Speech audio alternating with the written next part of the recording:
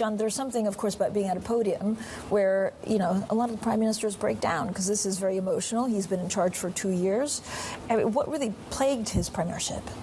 I think what really plagued his premiership, an article by Martin Ivins today, is a lack of a plan. I mean, it's ironic that he talked about, you know, I've done all these things, because the problem was that Britons, and especially his MPs, didn't feel that. And whatever plan he came in with seemed to sort of dissolve once he was there.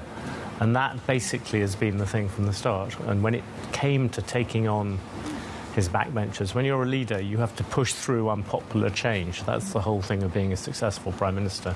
And I think that the interesting thing is, assuming it's Andy Burnham, it looks like it's going to be him, you know, he has to come in with a plan. Because political capital, I think George W. Bush once said, is like an iceberg in the Texan desert. You know, it tends to evaporate quite quickly. But was it that Keir Starmer never had a strong enough plan, or was it derailed by a party that goes, you know, centrist to the far left? I think a bit of both, but actually I think the core of it was him. That's the bit where I think he will be held responsible.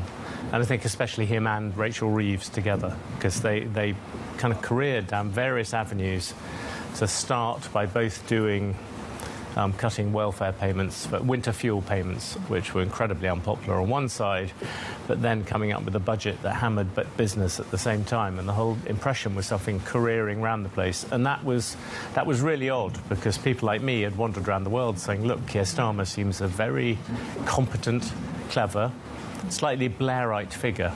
And he ended up being less organised than he seemed, and probably governing more on the left than many people, certainly on the business, expected.